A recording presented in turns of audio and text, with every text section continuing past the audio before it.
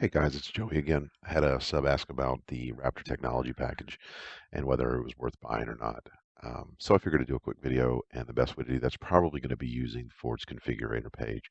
So we'll just go through that real quick, and we'll go over the options included in it and my take on a few of them, and I'll get that back out to you guys. There'll also be some links in the comments or the description section for a little bit more in-depth information on those particular options directly from Ford, as well as some other things. So we'll go ahead and get started. So we're on the configurator page. We'll scroll down. I'm just going to go ahead and kind of build out what I built, and then we'll go from there. So Raptor Technology Package. It's obviously it's $2,000 roughly. So we'll go ahead and add that. And here's the options. It's got five. It's really only four because lane keeping and lane departure kind of go hand in hand. But we'll go over those real quick. The lane keeping system is simply the system that um, lets you know whether or not your car is going out of the lane. Um, it's not a bad option.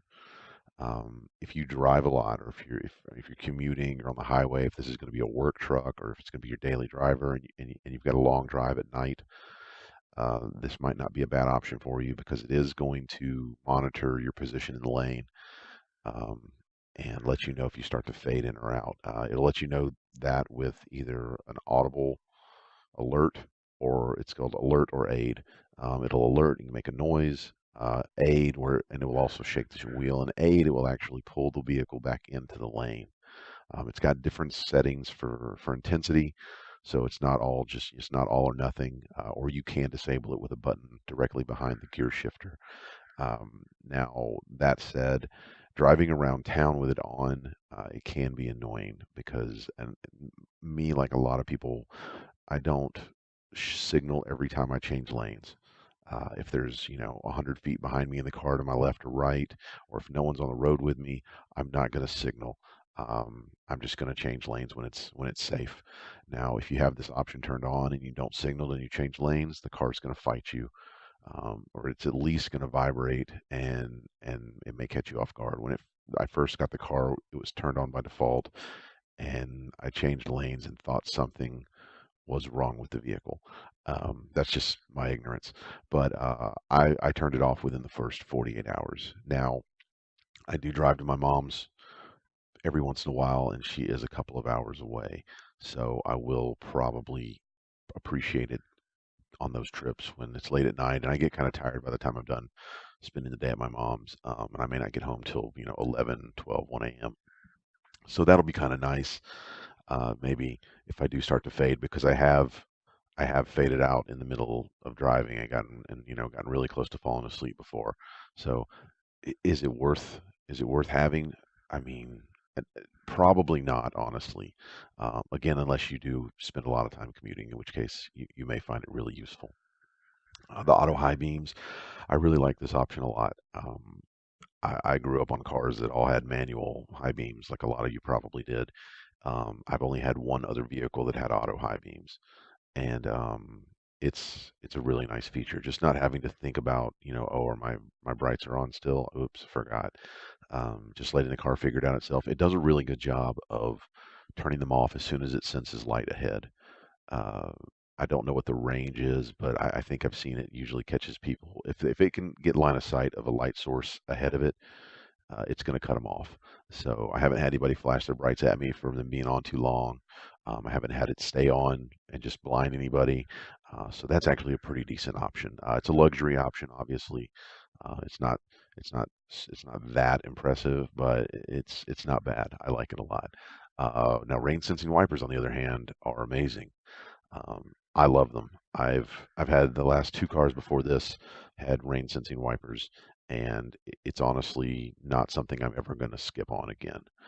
Uh, my my Jeep had it, and the truck before it had it, and it's just a nice feature.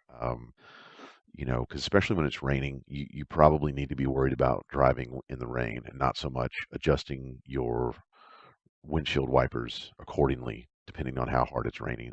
These do a really good job. I've driven in some hard rain, and I've driven in light stuff. These do a pretty good job of judging what to be set at and when. So. They're a really good option. I actually have a friend that just bought within the last couple of years, he bought an Audi S5, and this would have been the first car he's ever owned that had the option included. And mostly direct quote from him was because we had a discussion about this exact same options package and the validity of some of these options when I was originally looking into this truck. And the thought was from him, well, if it costs $2,000, I'll pay $2,000 just for rain sensing wipers. So that's how impressed he was with it. And honestly, I'm pretty much in the same boat. It's a really nice feature. It goes hand in hand with auto high beams as far as a luxury thing and kind of a hands-off one less thing to worry about deal. Finally, adaptive cruise control with collision mitigation. It's not it's not bad. Again, that's going to kind of depend on your driving habits. If you commute a lot, it'll be kind of nice for you. Because obviously adaptive cruise, for anyone that doesn't know, adaptive cruise uh, figures out the distance between you and the cars ahead of you, and you can adjust how sensitive you want it to be, car lengthwise between you and the car ahead of you, and it'll try to match speeds with those cars so that you don't have to worry about accelerating or braking that much. Um, so if you're driving on the highway and you're 70 miles an hour and somebody ahead of you is doing 65, as you're coming up on them, the car's going to notice that they're going slower, and the car's going to begin braking and slowing down to match them to keep you from hitting them. So it's not a bad feature. Um, I don't use it that much. Again, I don't drive that much on the highway for any lengths of time, but it may be good for you if you do spend a lot of time commuting. I tried it. Actually drove my friends. We went to the gun range today, and I tried it out today for the first time, and it was okay. It worked about as well as my Jeeps did. I don't think there's too many strides in how more impressive this technology is going to get, other than how sensitive it is to the cars ahead of you. So it's not bad. Uh, the final part of that, though, is the collision mitigation. Now, one thing I do like about the collision mitigation is the what it gives you as far as a warning is a little nicer than my Jeep was. My Jeep, the entire dash cluster was monochromatic, just white and black. And when someone would slam on the brakes ahead of you and the car would alert you that, hey, you're about to have a collision, it would actually say something like alert, or it would scream brake on the screen. It would just say brake in white letters, and then it would start beeping. I would have to look down at the dashboard and say, well, what's my car complaining about now? Which was kind of ridiculous. And I'll bring the image over here in just a second. In the Ford, that's what it actually looks like. Uh, it, when it notices a car's slammed on its brakes, it'll actually throw a heads up on the windshield, which is way nicer than what I'm used to. It works. I've had it pop up a couple of times with a couple of people that have slammed their brakes in front of me, and it lets you know. It's a pretty legitimate option. Um, you know, it's just there like the lane keep assist is to kind of protect you from yourself and others. But as far as a safety feature goes, it's really well done. The heads-up display on the windshield is exactly how it should be done. You don't have to look down at the dashboard and wonder what your car's complaining about, because it just throws a big red bar that flashes up on your windshield. I'm sure at night that's probably even more extreme, because I've only seen it during the daytime. But it's a pretty decent option. Now, does that make the Raptor Technology Package worth $2,000?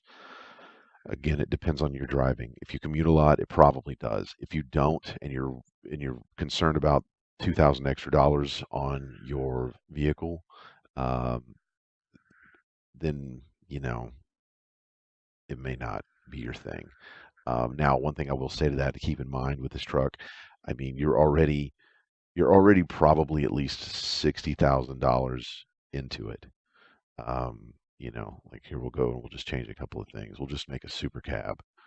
Uh, I mean, you're already 50 with that, and then I mean you can keep it sub 60, but you can end up at 60 instantly. So I mean, at that point, $2,000, you have to think about it this way also. $2,000, I think it's about, I want to say my finance guy said about $15 per thousand per month. So your payment's going to go up about maybe $30, depending on your rates, but it's going to go up about $30 per month. Um, Now, one thing I will say, as far as Ford and these trucks are concerned, $2,000 is about the same price as these two graphics, the exterior graphics package and the hood graphics package. Um, I personally didn't go for these because one, I just don't like the way they look, and two, it's $2,000 worth of stickers. Now, here's my suggestion to you. If you are buying one of these and you are concerned about the price of the vehicle and this $2,000 makes a big deal, review your options. If you've picked $2,000 worth of stickers versus $2,000 worth of functional options in the technology package now, and that's even if you don't plan on using these options very much, I would suggest going with the options in the technology package. My main reason for that's going to be resale value. I don't think you're going to get as much mileage resale wise out of a bunch of stickers that you will out of actual functional items like lane keeping and auto sensing and wipers and adaptive cruise. That's just the old man in me trying to be responsible. So, but you do what you want. If you don't want to get the options package, don't do it. If you don't get the stickers, good for you. It's your truck, but that's just my personal suggestion.